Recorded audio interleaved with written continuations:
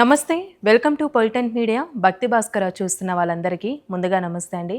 ప్రస్తుతం మనతో ఉన్నారు ప్రముఖ ఆధ్యాత్మికవేత్త, ప్రముఖ జ్యోతిష వాస్తు పండితులు మాడుగుల శివప్రసాద్ గురువు గారు ఉన్నారు. మరి గురుగారితో మాట్లాడి మనకున్న సందేహాల గురించి అడిగి తెలుసుకుందాం. నమస్కారం గురుగారు. ఆశీర్వచనము. గురుగారు, ఈ ఉగాది నుంచి 2026 తులారాశి వారికి అసలు ఏ విధంగా ఉంటుందండి? శ్రీ మహాగణాధిపతయ నమః. ఐం మహ సరస్వత్యే నమః. శ్రీ లలితాంబికాదేవియే నమః. తులారాశి వాళ్లకు ఈ 2026 ఉగాది పండుగ నుంచి ఎలా ఉంది అంటే, వీళ్ళు మాట్లాడేటప్పుడు జాగ్రత్తగా మాట్లాడాలి. ఎందుకు అంటే, ఇప్పుడు ఉన్నటువంటి గ్రహస్థితుల ప్రకారముగా సరే వ్యక్తిగతముగా కుజుడు ఎక్కడున్నాడు ఏమిటి అనేది చూసుకోవాలి. మంచి చోట ఉంటే అనుకూలాలు, కొంచెం ఏదైనా ఇబ్బందికరమైనటువంటి చోట ఉంటే పరిహారాలు చేసుకోవాలి.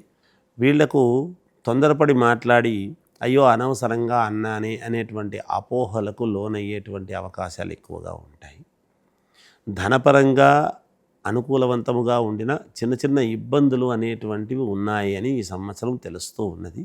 అంతేకాకుండా కొంత అవమానము అనేటువంటిది, చిన్న మాట అనేటువంటిది అనిపించుకొని తద్వారా అరే నేను ఈ అవమానాన్ని పొందానే అనేటువంటి భావనతో కొంచెం దాన్ని అనుకూలంగా తీసుకొని ఏదైనా ఎదగాలి, చెయ్యాలి ఖచ్చితముగా అని ఉన్నతత్వానికై వెతకడం అనేది జరుగుతుంది గాక. ఉద్యోగాలు చేసేటువంటి వాళ్లకు అనుకూలవంతముగా ఉంటుంది. కొంతమందికి స్థానచలనం అనేది కలగవచ్చును. కొంతమందికి ఉన్నట్టుండి ఇబ్బందులు కలిగేటువంటిది ఉంది. వాళ్ళ దీన్ని బట్టి, అంటే ఏదైనా లగ్నాన్ని బట్టి కొంతమందికి అనూహ్యముగా కలిసి వచ్చే అవకాశాలు ఉంటాయి గాక. ఆర్థికంగా కూడా ఏ విధంగా ఉండొచ్చండి తులారాశి వారు? ఆర్థికంగా కొన్ని ఇబ్బందులు అయితే ఉంటాయమ్మా. రావటము పోవటము, డబ్బు ధనం రావటం పోవటం అనేది ఉంటుంది. ఏదైనా మాట్లాడే విధానం అయితే జాగ్రత్తగా ఉండాలి. తొందరపడి మాట్లాడడం అనేది కరెక్ట్ కాదు అనేది తెలుస్తూ ఉన్నది. దీన్ని బట్టి ఈ సంవత్సరం కొంచెం జాగ్రత్తగా, ఎంత జాగ్రత్తగా అడుగులు వేస్తే అంత యోగదాయకముగా ఉంటుంది. 1-2 సార్లు ఆలోచన చేసుకుని వీళ్ళు అడుగులు వేయాల్సిన విధానము ఉంటుంది అనేది చెప్తా. ఎందుకంటే త్రాస్తూకంగా నేను ఇట్లే ఉంటాను, నేను ఇలాగే మాట్లాడతా అంటే నడవదు. ఇబ్బందులు వస్తాయి వాళ్లకు వ్యక్తిగతంగా. అటువంటి ఇబ్బందులు తెచ్చుకోకూడదు అనేటువంటి భావనతోనే తెలియజేస్తాం ఏది చెప్పినా కూడా. అయితే అండి, ఇప్పుడు వ్యాపారస్తులకు ఏ విధంగా ఉంటుందనుకోవచ్చు? కొత్త వ్యాపారం ప్రారంభించవచ్చు అంటారా? కొత్త వ్యాపారాలు అవన్నీ చేయలేరమ్మా. మామూలుగా వ్యాపారస్తులకైతే యథావిధిగా నడుస్తుంది, ఇబ్బందులు ఏమీ ఉండవు. అలాగని చాలా బ్రహ్మాండంగా యోగదాయకంగా జరుగుతుంది అని అనటానికైతే లేదు. జరుగుతుంది. వాళ్ళకి ఏదైనా అనుకూలముగా ఉండేటువంటి గ్రహస్థితులు ఉంటే లగ్నాత్తు వాళ్ళకు బాగానే ఉంటుంది. ఇది కొంచెము జాగ్రత్తగా ఈ సంవత్సరం అయితే అడుగులు వేయాల్సినటువంటి విధానం ఉంది అని చెప్పొచ్చు తులారాశి వాళ్ళకు. ఇంకొంతమంది అండి, రియల్ ఎస్టేట్ రంగంలో ఉన్నవారికి అనుకోవచ్చు, రాజకీయ రంగంలో ఉన్న వాళ్ళకి ఈ ఉగాది అంటే ఈ 2026 సంవత్సరంలో ఎలా ఉంటుంది అసలు? ఇక రియల్ ఎస్టేట్ వాళ్లకు ఎలా ఉంటుందంటే, కుజుడు కదమ్మా రాజు అయినాడు. కొంతమందికి అనుకూలం, కొంతమందికి ఉన్నట్టుండి దాని యొక్క ఇది పడిపోయి నష్టాలు రావటం కూడా జరుగుతుంది రియల్ ఎస్టేట్లో. అదే చెప్తున్నాను నేను. ఎవరున్నారు, ఏ స్థానము ఏమిటి అనేటువంటిది వాళ్ళ వ్యక్తిగతంగా చూసుకొని ముందుకు వెళ్ళాల్సినటువంటి అవసరమే తప్ప అందరూ పట్టుకుంటే ఏదో మాకు గొప్పతనం జరిగింది అనేది ఉండదు. అదే కుజుడు యొక్క ప్రాధాన్యత కదా. అనూహ్యముగా కొంతమందికి కలిసి వస్తుంది, కొంతమందికి కొన్ని ఇబ్బందులు వస్తాయి రియల్ ఎస్టేట్లో. సాధారణం అంతేమ్మా, దానికి ఏముంది. అంటే ఈ సంవత్సరంలో ఎవరైనా వివాహ ప్రయత్నాలు చేస్తున్న వాళ్ళకంటే తులారాశి వారు కుదిరే అవకాశం ఉందంటారా? చేసుకోవచ్చు తల్లి. తులారాశి వాళ్ళకి, అన్ని రాశి వాళ్ళకు కుదిరే అవకాశాలు ఉన్నాయి. అది అనుకూలవంతముగానే ఉన్నది. నేను చెప్తున్నా కదా, సుబ్రహ్మణ్య స్వామి యొక్క ఆరాధన, ఆంజనేయ స్వామి యొక్క ఆరాధన అనేది ఈ సంవత్సరం చాలా అవసరము.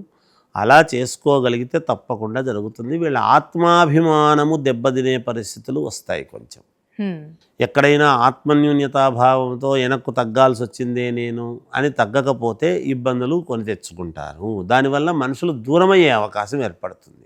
కావాలనుకున్నటువంటి వాళ్ళు దూరమై ఇబ్బందులకు లోనై మానసికమైనటువంటి మనోవ్యధకు లోబడి కొన్ని స్వయం కృతాపరాధం వలన ఇబ్బందులు వచ్చే అవకాశాలు ఉంటాయని తెలియజేస్తున్నాను. ఆరోగ్యం విషయం ఎలా ఉండొచ్చండి తులారాశి వారికి? బాగుంటుందమ్మా. ఆరోగ్యానికి వచ్చినటువంటి ఇబ్బంది అయితే ఏమీ లేదు, బాగుంటుంది.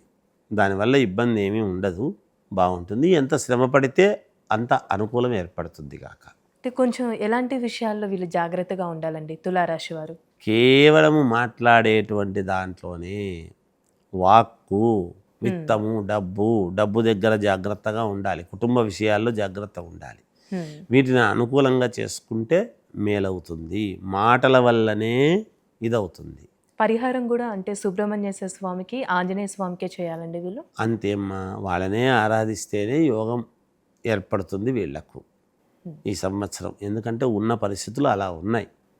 ఈ సంవత్సరం ఉండేటువంటిదంతా అట్లాగే ఉంది కాబట్టి వీళ్ళు అక్కడే జాగ్రత్త పడితే వీళ్ళకి అంతకంత కలిసి వచ్చే అవకాశాలు ఉంటాయి. గురుగారు, ఇప్పుడు ప్రభుత్వ ఉద్యోగం చేసే వాళ్ళకి అనుకోవచ్చు, ప్రైవేటు ఉద్యోగం చేసే వాళ్ళకి ఈ సంవత్సరం ఏ విధంగా ఉందంటారండి? ఈ తులారాశి వాళ్లకు ఉద్యోగాల విషయాలలో కొంతవరకు మెరుగ్గానే ఉంటుంది. అనూహ్యముగా స్థానచలనం అనేటువంటిది కలుగుతుంది కొంతమందికి ఉత్తీర్ణత ఉన్న దాంట్లోనే కొంచెం ఏదో అనుకూలించడం అలాంటివి కూడా ఉంటాయి. ఇబ్బంది ఏమీ లేదు. విదేశాలకు వెళ్ళాలి అనుకునేటువంటి ప్రయత్నాలు చేసుకునేటువంటి వాళ్ళు జాగ్రత్తగా అడుగులు వేస్తే విదేశాలకు వెళ్ళవచ్చును.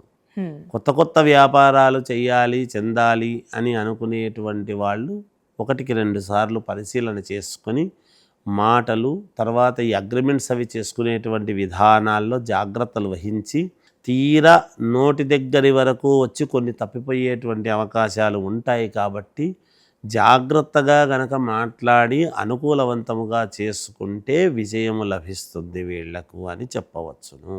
వ్యవసాయ రంగం ఎలా ఉందండి తులారాశి వారికి? వ్యవసాయ రంగము తులారాశి వాళ్లకు ఎర్రని పంటల వలన బాగా కలిసి వచ్చేటువంటి విధానముగా ఉంటుంది గాక. కనుక ఆ రాశి వాళ్ళు ఎర్రని పంటలే వేయాలి ఈ సంవత్సరము. అలా వేసుకుంటే వాళ్లకు యోగం. వాళ్ళ యొక్క ఇది అంటే మిగతా వాళ్ళందరితో పాటు వెయ్యాలి, ఇలాంటి వెయ్యలేము అనేటువంటి వాళ్ళు కూడా ఉంటారు కొంచెం. అలా ఉన్నప్పుడు వాళ్ళ అనుకూలాలు చూసుకునేసి ఏం చేసుకుంటే బాగుంటుందని ఒక్కసారి వాళ్ళకు అనుకూలమైనటువంటి వాళ్ళను సంప్రదించి ముందుకు వెళితే మేలవుతుంది. తులారాశి వారికి అండి కోర్టు సమస్యలు ఉంటాయి, వాళ్ళకి ఈ సంవత్సరం ఏమైనా రిజల్ట్ వచ్చే అవకాశం ఉందంటారా? ఎలా ఉంటుంది పరిస్థితి ఈ సంవత్సరము? ఎందుకంటే కుజుడు రాజైనటువంటి దాని వలన కోర్టు పరమైనటువంటివి కొంచెం చిక్కుముడిగానే ఉంటాయి. దాని క్లియరెన్స్ వస్తుంది అని అనుకోవడానికి లేదు. ఇంకా కొన్ని ఇబ్బందులు జరిగే అవకాశం ఉంటుంది. అందువల్లనే మాట్లాడేటప్పుడు జాగ్రత్త అని 1కి 100 సార్లు 10 సార్లు ఎన్నిసార్లైనా చెప్పాలి ఆ మాట. ఎందుకంటే నాకు ఇలా కావాలి, అలా కావాలి, ఇట్లా కావాలి, అలాగ ఉండాలి అని చెప్పి మాట్లాడుతున్నప్పుడు ఆ మాటే వీళ్లకు అది మంచి మాటని వీళ్ళు అనుకుంటారు. అది ఇంకో రకంగా వీళ్లకు ఎదురయ్యేటువంటి పరిస్థితి ఏర్పడుతుంది. అది జాగ్రత్తలు తీసుకోవాలి. చాలా చక్కగా తెలియసే గురుగారు, ధన్యవాదాలు. చేయవస్తు.